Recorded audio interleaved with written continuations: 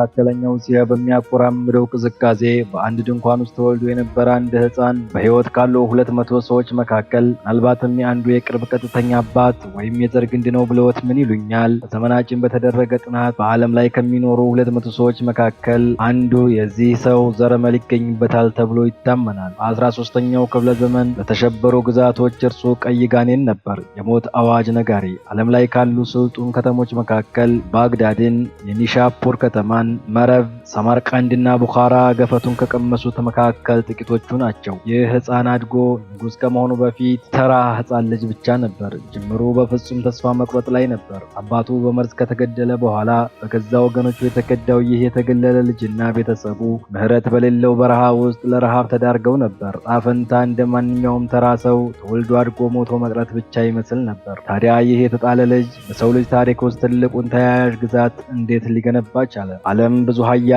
አስተናግዳለች። የሮማን የጦር ጋሪዎች ዓለምን አንቀጥቅጠዋል። የኦቶማኖች ንግስና ግማሽ ዓለምን ገዝቷል። ነገር ግን በሰው ልጅ ጦርነት ታሪክ ውስጥ እንደ መብረቅ የፈጠኑ፣ ስማቸው ሲነሳ ልቦችን በፍርሃት የሚያረዱ፣ ነገስታቶችን እንቅልፍ የሚነሱ፣ መንደሮችን የሚያሸብሩ፣ ባልታሰበ ፍጥነት እንደ ሰደድ እሳት የሚስፋፉ እጅግ ኃያል ብርቱ የሆኑ የጦር ማሽኖች ዓለማችን ካለነሱ አይታ አታውቅም። እነዚህ ኃይሎች በአንድ ወቅት እርስ በርሳቸው ይፋጁ የነበሩ ቋሚ መኖሪያ የሌላቸው የዘላን ስብስቦች ነበሩ። ነገር ግን ከመካከላቸው አንድ እጅግ ብልህና ቆራጥ ሰው ተነሳ። በሀገሬው ሰው አጠራር ተሙጂን ይሉታል። ዓለም ግን በሌላ ስሙ ያውቀዋል፣ ጀንጊዝ ካሃን።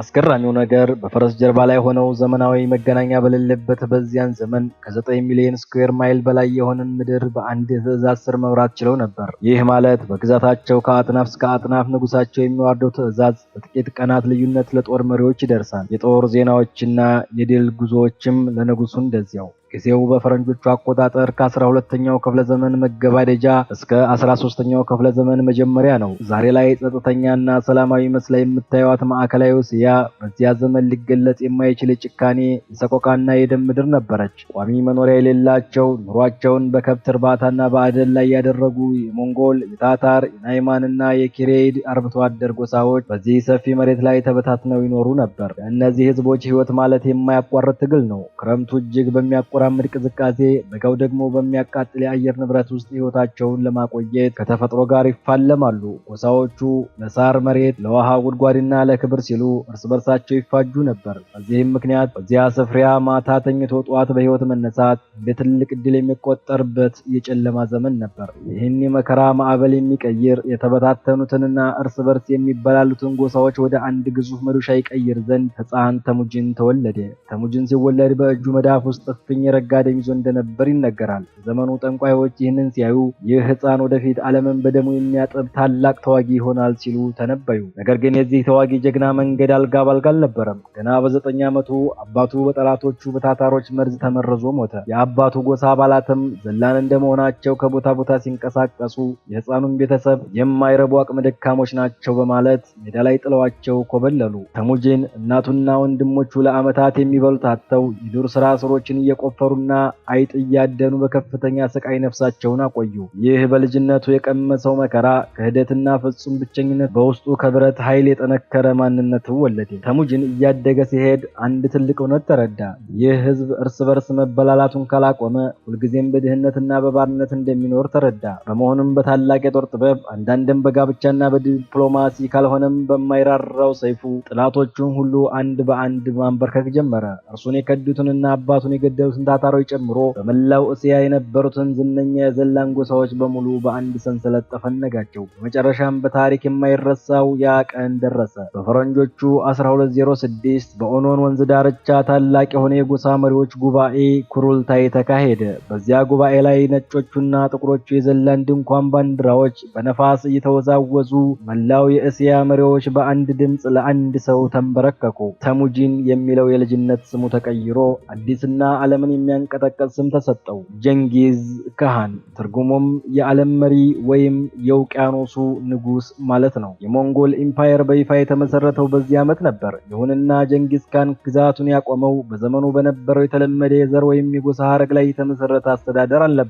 ይልቁንም የብቃት አስተዳደር ወይም ሜሪቶክራሲ አቋቋመ። በጀንጊዝ ካን አስተዳደር ውስጥ የአንድ ሰው የሹመት መስፈርት የንጉስ ልጅ መሆን ወይም ከታዋቂ ጎሳ መወለድ አልነበረም። ይልቁንም ወደ ስልጣን ማማ መዳረሻው መንገድ አንድና አንድ ብቻ ነበር፣ ለግዛቱ ያለው ታማኝነትና የጦር ሜዳ ብቃቱ። የአንድ ተራረኛ ልጅ በጦርነት ካሳየው ጀግንነት የተነሳ በ10 ሺዎች የሚቆጠሩ ሰራዊቶችን የሚመራ ጀነራል ሊሆን ይችላል። ይህ ፍትሃዊ ብቃት ላይ የተመሰረተ ስርዓት የሞንጎልን ሰራዊት በአጭር ጊዜ ውስጥ በዓለም ላይ ወደር የሌለው ፍጹም ታዛዥና የማይበገር የጦር ማሽን አደረገው። የተራቡትና የተበታተኑት ምንም ግምት የማይሰጣቸው የነበሩት እረኞች አሁን በአንድ ጠንካራ መሪ ስር ሆነው የዓለምን ታሪክ አቅጣጫ ለመቀየር ወደ ውጭ መመልከት ጀመሩ። ዓለምም ገና ከፊቷ ምን እንደሚጠብቃት አታውቅም ነበር።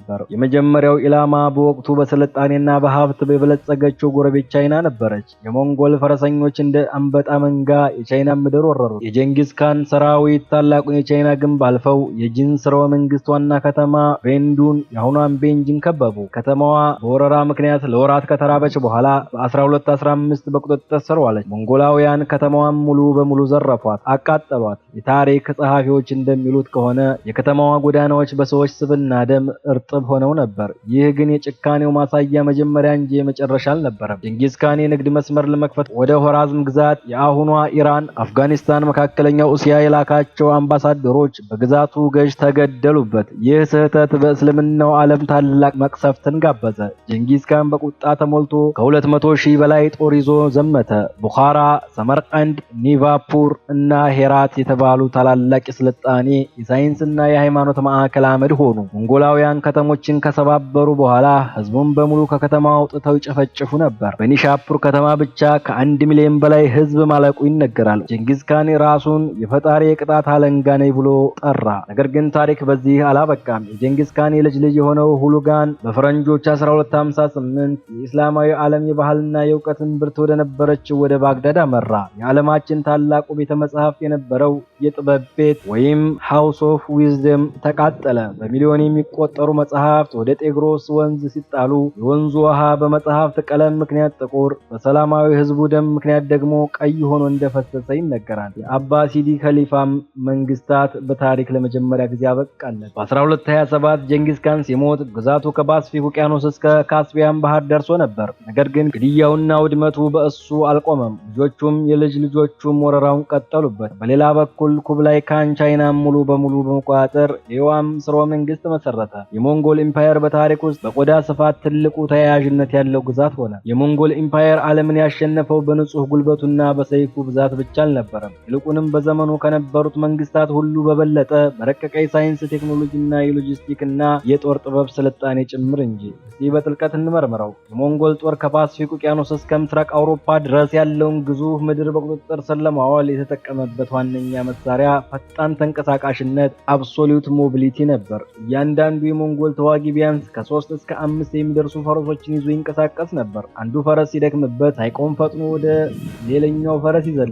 ይህ ማለት የሞንጎል ሰራዊት በዘመኑ የነበሩ የትኛውንም እግረኛ ጦሮች ሊገምቱት በማይችሉ ፍጥነት በቀን 100 ማይል ድረስ በመጓዝ ጠላትን ሳይዘጋጅ ድንገት ከተፍ ብሎ ያጠቃው ነበር። እጅግ የሚያስደንቀው ግን በፈረስ ላይ ሆነው ወደፊት እየጋለቡ ዞረው ወደ ኋላ ፍላጻን ፍጹም ኢላማውን ሳይስት የመወርወር ጥበባቸው ነበር። ነገር ግን ጀንጊዝ ካን ትልቁ የስልጣኔ አሻራ በጦር ሜዳ ላይ ብቻ አላበቃም። ቀድሞ ቄሮስ ሲጠቀምበት የነበረውን ፈጣን የረጅም ርቀት የፖስጣ ስርዓት ዘረጋ። ይህ ስርዓት ያም ይባላል። በየ25 ወይም 30 ማይሉ ርቀት ላይ የፈረሶች የምግብና ማረፊያ ጣቢያዎች ተቋቋሙ። መልእክተኞች የንጉሱን ትዕዛዝ ይዘው ሌት ከቀን ሳያርፉ ይጋልባሉ። አንደኛው ጣቢያ ሲደርሱ ዝግጁ የሆነ አዲስ ፈረስ ተቀብለው ጉዟቸውን ይቀጥላሉ። በዚህ አስደናቂ መዋቅር ምክንያት በአውሮፓ ድንበር ላይ የተከሰተን ትልቅ ክስተት ወይም የጦርነት ወሬ በሺዎች የሚቆጠሩ ማይሎች ርቃ በሞንጎሊያ ዋና ከተማ በካራኮረም ለሚገኘው ታላቁ ካን በጥቂት ቀናት ውስጥ ማድረስ ይቻል ነበር። ይህ ስርዓት የዘመናችን ኢንተርኔትና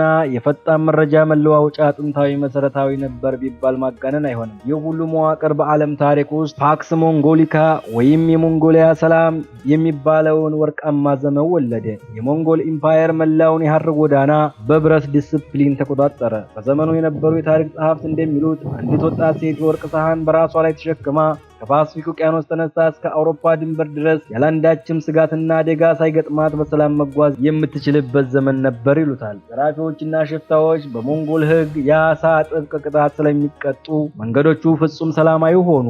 በዚህም ምክንያት ከቻይና የወረቀት አሰራር ባሩድና ኮምፓስ ወደ መካከለኛው ምስራቅ አውሮፓ ተሻገረ። የሕክምና እውቀት፣ የኮከብ ቆጠራ፣ የሥነ ጽሑፍና የባህል ልውውጥ በዓለማችን ላይ ታይቶ በማይታወቅ ደረጃ እንደ ጎርፍ ፈሰሰ። ጀንጊዝ ካህንና ተተኪዎች ሌላው ያደረጉት አስደናቂ ነገር ቢኖር ድል ያደረጓቸውን ህዝቦች የእውቀት ባለቤቶች በሙሉ መሐንዲሶችን፣ ሐኪሞችን፣ ጸሐፊዎችን፣ የሥነ ህንጻ ባለሙያዎችን በግዴታም ይሁን በማበረታታት ወደ ዋና ከተማቸው በመውሰድ አዳዲስ ስልጣኔዎችን እንዲገነቡ ማድረጋቸው ነው። እነርሱ ድል አድራጊዎች ብቻ አልነበሩም፣ የዓለምን እውቀት በአንድ ማዕከል ያገናኙ ታላላቅ የባህል ድልድዮችም ነበሩ። የሞንጎልን ኢምፓየር ታላቅነት በጦር ሜዳ ድልና በንግድ መስመሮች ስኬት ብቻ መለካት ስህተት ነው። ምክንያቱም ከእነዚህ ሁሉ የብረትና የደም ታሪኮች በስተጀርባ እጅግ ጥልቅ ሚስጥራዊና እስከዛሬ ድረስ የዓለምን የታሪክ ተመራማሪዎች ግራ የሚያጋባ መንፈሳዊና ባህላዊ ዓለም ነበራቸው። የሞንጎሊያ ህዝብ ተፈጥሮንና ሰማይን የሚያመልኩ የራሳቸውን ረቂቅ ህግጋት የሚከተሉ ህዝቦች ነበሩ። የእነሱ ትልቁ እምነት ተንግሪዝም ይባላል። እነርሱ የሚያመልኩት የታችኛውን ምድር ሳይሆን ሁሉን አዋቂና ሁሉን ቻይ ነው ብለው የሚያምኑበትን ሰማያዊ ዘላለማዊ ሰማይን ነው። ጀንጊዝ ካን ራሱ ጦርነት ከመጀመሩ በፊት ወደ አንድ ረጅም ተራራ ጫፍ ላይ በመውጣት ለቀናት ብቻውን በመጸለይ ከሰማዩ አምላክ ተንግሪ መመሪያና ኃይል እንደሚቀበል በጽኑ ያምን ነበር። በዚያ እምነት ውስጥ ሻማኖች በትልቅ አክብሮት ይታያሉ። ከመናፍስት ዓለም ጋር ይገናኛሉ፣ የወደፊቱን ይተነብያሉ፣ የታመሙትን ይፈውሳሉ ተብሎ ይታመናል። ነገር ግን የሞንጎሎች ባህል ከዘመኑ ዓለም ፍጹም የተለየ የሚያደርገው አንድ ድንቅ ነገር ነበር። ፈጽሞ የማይታመን የሃይማኖት ነጻነትና መቻቻል። አውሮፓውያንና የመካከለኛው ምስራቅ መንግስታት በሃይማኖት ልዩነት ምክንያት እርስ በርስ በሚጨራረሱበት በዚያ የጨለማ ዘመን በሞንጎል ዋና ከተማ በካራኮረም ውስጥ ክርስቲያኖች፣ ሙስሊሞች፣ ቡድሂስቶችና ታኦኢስቶች ጎን ለጎን ቤተ አምልኮቶቻቸውን ሰርተው በሰላም ይኖሩ ነበር። ጀንጊዝ ካን የትኛውንም ሃይማኖት አላሳደደም። ይልቁንም የሁሉም ሃይማኖት መሪዎች ለግዛቱ ሰላም እንዲጸልዩ ያበረታታ ነበር። ይህ በ13ኛው ክፍለ ዘመን ለነበረ ዓለም ፍጹም ተአምር ነበር። ነገር ግን ስለ ሞንጎል ባህልና ሚስጥር ስናነሳ እስከዛሬ ድረስ በዓለም ታሪክ ውስጥ ትልቁ እንቆቅልሽ ሆኖ የኖረው አንድ ሚስጥር መግለጥ ግድ ይለናል። የጀንጊዝ ካን መቃብር የት ነው? በፈረንጆቹ 1227 ታላቁ መሪ ጀንጊዝ ካን ከዚህ ዓለም በሞት ተለየ። ከመሞቱ በፊት ያስቀመጠው ጥብቅ ትዕዛዝ ነበር፣ የተቀበርኩበትን ስፍራ ማንም ሰው እንዲያውቀው የሚል። የሞንጎል ባህል የንጉሳውያን አስክሬን በከፍተኛ ሚስጥር መቅበርን ያዛል። በዚህም ምክንያት አስክሬኑን ለመቅበር የሄዱት ታማኝ ወታደሮች መቃብርን ከቆፈሩና ካስቀመጡት በኋላ በቦታው ላይ ምንም አይነት ምልክት እንዳይቀር በሺዎች የሚቆጠሩ ፈረሶችን በመቃብሩ ላይ በመጋለብ መሬቱን ፍላት አደረጉት። ከዚያም አልፎ ወደ መቃብር የሚወስደውን መንገድ ላይ ያገኙትን ማንኛውንም ህያው የሆነን ሁሉ ሚስጥሩን እንዳያወጣ በማለት ሙሉ በሙሉ ፈጁት። በመጨረሻም ቀብረው የተመለሱት ወታደሮች ራሳቸው በሌላ የጦር ክፍል ተረሸኑ። ዛሬ ከ800 ዓመታት በኋላ ዘመናዊ ቴክኖሎጂ፣ ሳተላይቶችና የታሪክ ተመራማሪዎች ከፍተኛ ጥናት ቢያደርጉም የጀንጊዝ ካን መቃብር የት እንደሚገኝ ፍንጭ እንኳን ማግኘት አልተቻለም። ተፈጥሮ ሚስጥሯን አቅፋ ይዛለች። እነሱ ምድርን በቁጥጥራቸው ስር ቢያደርጉም ህይወታቸው ግን ከተፈጥሮና ከሰማይ ጋር የተቆራኘ ሚስጥር ነበር። ይህ ባህላዊና መንፈሳዊ ጥንካሬያቸው ነው እንግዲህ ለቀጣዩ ታላቅ ምዕራፍ ለዓለም ጦርነቶችና ድሎች ያበቃቸው። ዓለም ከእንግዲህ ሞንጎሎችን ማንም ሊያቆማቸው አይችልም፣ ዓለም ፍጻሜው ደርሷል ብላ በፈራችበት በዚያ የጨለማ ሰዓት ግን ከማይጠበቅ ቦታ የማይበገረው የሞንጎል ጦር የመጀመሪያውን መራራ ሽንፈት ቀመሰ። ጊዜው 1260 ነው። ቦታው በዛሬው እስራኤል ፍልስጤም ግዛት የሚገኝ አይን ጃሉስ የተባለ ምድረ በዳ ነው። በግብጽ የሚገኘውና በባሪያ ተዋጊዎች የተመሰረተው የጀግኖቹ ማምሉክ ጦር የሞንጎልን ሰራዊት ፊት ለፊት ተጋፈጠው። ማምሉኮች የሞንጎሎችን የራሳቸውን የጦር ስልት የሐሰት ማፈግፈግ ተጠቅመው የሞንጎልን ጦር ወደ ጥመድ ካስገቡ በኋላ ያለ ርህራሄ መቱት። የታላቁ ሁሉጋ ካህን ታማኝ ጄኔራል ኪትቡቃ ተማረከ፣ እዚያውም ተገደለ። ይህ ጦርነት የማይበገረው የሞንጎል ጦር ሙሉ በሙሉ ድል ተመቶ ወደ ኋላ ማፈግፈግ እንደሚችል ለዓለም ያሳየ፣ የሞንጎልን ወደ አፍሪካ የመስፋፋት ህልም ለአንዴና ለመጨረሻ ጊዜ ቀጨ ታላቅ የሽንፈት ምዕራፍ ነበር። ሌላውና እጅግ የከፋው ሽንፈታቸው ደግሞ በጃፓን ባህር ላይ ተከሰተ።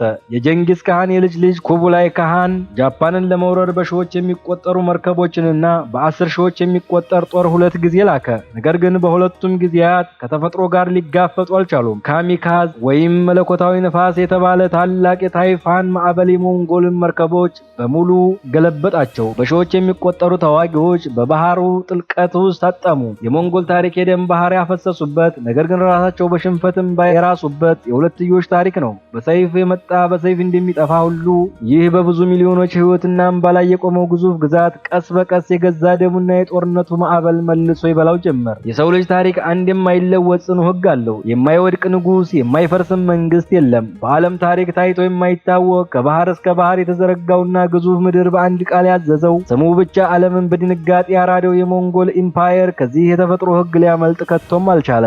ያ አስፈሪውም ግዙፍ መዶሻ ቀስ በቀስ ከውስጡ መበስበስ ጀመረ። የውድቀቱ ሚስጥር ከውጭ የመጣ ጠላት አልነበረም፣ ይልቁንም የገዛ ልጆቻቸው የጫሩት የስልጣን እሳት እንጂ። ውድቀቱ የጀመረው ገና ታላቁ መሪ ጀንጊስ ካን በሞተ በተወሰኑ ዓመታት ጊዜያት ውስጥ ነው። ግዛቱ እጅግ በጣም ሰፊ ከመሆኑ የተነሳ በአንድ ማዕከል ለመግዛት የማይቻል ሆነ። በመሆኑም ኢምፓየሩ በጀንጊስ ካን ልጆችና የልጅ ልጆች ወደ 4 ትላልቅ ክፍሎች ወይም ኻኔቶች ተከፋፈለ። መጀመሪያ ላይ በአንድነት ቢንቀሳቀሱም ጊዜ ያለፈ ሲሄድ ግን በእነዚህ 4 ወንድማማቾች መንግስታት መካከል ፍጹም የቅናት የስልጣን ሽኩቻና የእርስ በርስ ጦርነት ተቀጣጠለ። በጀንጊስ ካን ደም የነበረባቸው መሪዎች ዓለምን መውረራቸውን ትተው የገዛ ወንድሞቻቸውን ማረር ጀመሩ። ይህ የውስጥ ሽኩቻ እንዳለ ሆኖ በ14ኛው ክፍለ ዘመን አጋማሽ ላይ በኢምፓየሩ ላይ የመጨረሻውን የሞት ፍርድ የፈረደ ሌላ አስፈሪ ጠላት ከተፈጥሮ ማህፀው ወጣ። እሱም ጥቁሩ ሞት ዘ ብላክ ዲስ። ሞንጎሎች በጦርነት የገነቡት ዓለምን ያገናኘው የሐር ጎዳና አሁን ደግሞ ለነዚህ ገዳይ በሽታዎች መተላለፊያ ዋና መስመር ሆነ። በሽታው የንግድ መስመሩን ተከትሎ ከእስያ እስከ አውሮፓ በፍጥነት ተሰራጨ። በሚሊዮን የሚቆጠሩ የሞንጎል ተዋጊዎች፣ ገበሬዎችና መሪዎች ሳይዋጉ በበሽታው አለቁ። የንግድ መስመሮቹ ተዘጉ። ከተማዎች የሕያው መካነ መቃብር ሆኑ። የኢምፓየሩ የኢኮኖሚና የፖለቲካ መዋቅር ፍርክስክሱ ወጣ። የመጨረሻውና ታሪካዊ ምት የተሰነዘረበት ግን የኢምፓየሩ ልብ በነበረችው በቻይና ምድር ላይ ነበር። የጀንጊስ ካን የልጅ ልጅ ኩብላይ ካህን የመሰረተው የዩዋን ስርወ መንግስት የግብር ቀንበርና በዘረኝነት ጨቁኖ ይገዛ ነበር። በኢኮኖሚ ድቀትና በቸነፈር የዛለው የቻይና ህዝብ በመጨረሻም ዙ ዩዋን ዣንግ በተባለ አንድ ደሃ ገበሬ መሪነት ታላቅ አገራዊ አመጽ አስነሳ። ጊዜው በፈረንጆቹ 1368 ነበር። የነጻነት አርበኞቹ የቻይና ኃይሎች የሞንጎልን ሰራዊት አይቀጡ ቅጣት ቀጥተው ከዋና ከተማቸው ከቤጂንግ አባረሯቸው። የቻይናውያን ሚንግ ስርወ መንግስት ተመሰረተ። የተረፉት ሞንጎሎች የያዙትን ሀብትና ክብር ጥለው መጀመሪያ ወደ መጡበት ቅድመ አያቶቻቸው ይኖሩበት ወደ ነበረው ቀዝቃዛውና አስቸጋሪው የማዕከላዊ እስያ አምባ ለመሰደድ ለመኮብለል ተገደዱ። ያ ዓለምን ያንቀጠቀጠ ከፓሲፊክ እስከ አውሮፓ የተዘረጋው ታላቅ የሞንጎል ኢምፓየር በፈረንጆቹ አቆጣጠር በ1368 በይፋ ከተመለት። የወደቁበት ፍጥነት የተነሱበትን ያህል አስገራሚ ነበር። ከአምባሳነታቸው ወደ ተራረኝነት ተመለሱ። ታሪክ ስማቸውን በደምና በወርቅ ቀለም መዝግቦ አለፈ። አንድ ግዙፍ ኢምፓየር ሲፈርስና ሰይፎቹ በዝገት ሲበሉ የታሪክ ማዕበል ሁሉንም ጠራርጎ አይወስድም። ከጀንጊስ ካን መነሳት እስከ ዮሐን ስርወ መንግስት መውደቅ ድረስ የነበረው የ162 ዓመታት የብረትና የደም ዘመን በሰው ልጅ ስልጣኔ ላይ ጥሎት ያለፈው አሻራ እስከዛሬ ድረስ በምናሳየው ዘመናዊ ህይወት ውስጥ በጉልህ ይንጸባረቃል። ብዙዎች ሞንጎሎች እንደ ተራ አጥፊዎች ቢቆጥሯቸውም ዓለም ግን ዛሬ ለደረሰችበት ዓለም አቀፋዊ ትስስር ወይም ግሎባላይዜሽን ትልቅ ወንጉል የሰፉት እነዚህ በፈረስ ጀርባ ላይ የሚዋጉ ተዋጊዎች ነበሩ። በፓክስ ሞንጎሊካ ዘመን የነበረው ነጻነት፣ ደህንነቱ የተጠበቀ የንግድ መስመር የምስራቁንና የምዕራቡን ዓለም ለመጀመሪያ ጊዜ በአንድ ሰንሰለት አቆራኝቶታል። ዛሬ የምንጠቀምበት የፓስፖርት መታወቂያ፣ የፈጣን ፖስታ መላኪያ ስርዓት እና በአንዳንድ ሀገሮች የሚሰራበት የወረቀት ገንዘብ ሳይቀር የሞንጎል ኢምፓየር ለዓለም ያበረከተው ታላቅ የቢሮክራሲ ቅርስ ነው። ታዲያ ዛሬ ላይ ያቺ ዓለምን ያንቀጠቀጠችው ታላቅ ሀገር ምን መልክ አላት? ዛሬ ሞንጎሊያ በሩሲያና በቻይና መካከል የተከበበች ሰላማዊና ዲሞክራሲያዊ ሀገር ናት። የህዝቧ ቁጥር ጥቂት ቢሆንም የጥንት አባቶቻቸውን ባህል ያንን ሰፊና ነጻ የሜዳ ሕይወት ድንኳኖቻቸውንና ለፈረስ ያላቸውን ፍቅር እስከዛሬ ድረስ ጠብቀው ይኖራሉ። ነገር ግን ለእነሱ ጀንጊስ ካሃን ተራ ታሪካዊ ሰው አይደለም። እርሱ የሀገሪቱ የነጻነታቸው መታወቂያና የብሔራዊ አምላካቸው ነው። በገንዘባቸው፣ በህንጻዎቻቸውና በልባቸው ላይ የእርሱ ምስል ዛሬም በክብር ይኖራል። ሳይንቲስቶች ባደረጉት የዲኤንኤን ጥናት መሰረት ዛሬ በዓለማችን ላይ ከሚኖሩ ወንዶች መካከል በየ200 አንዱ የጀንጊስ ካሃን ቀጥተኛ የዘር ሐረግ እንዳለው ይገመታል። ይህ ማለት የታላቁ ካሃን ደም ዛሬም በመላው ዓለም በሚሊዮኖች በሚቆጠሩ ሰዎች የደም ስር ውስጥ ይዘዋወራል። የሞንጎል ኢምፓየር ታሪክ የሚያስተምረን አንድ ታላቅ እውነት አለ። ካልታሰበና ከተናቀ ቦታ የሚነሱ ምንም የሌላቸው ስብስቦች እንኳን በአንድ ጠንካራ ራዕይ ብረት በለበሰ ዲሲፕሊን ከተመሩ የዓለምን ታሪክ አቅጣጫ ሙሉ በሙሉ መለወጥ እንደሚችሉ ነው። ከመከራ ተነስተው የዓለምን ዘውድ የጫኑት የሰማያዊ ሰማይ ልጆች ታሪክ በሰው ልጅ መዝገብ ውስጥ ሁልጊዜም ሲታወስ ይኖራል። የዛሬውን በዚህ ጨርሰናል። በሚቀጥለው ቪዲዮ ሌላ አስደናቂ የዓለም ታሪክ ይዘንላችሁ እስከምንመጣ ድረስ ቻናላችንን ሰብስክራይብ በማድረግ የደወል ምልክቱን መጫን አትርሱ። ሰላም ሁኑ።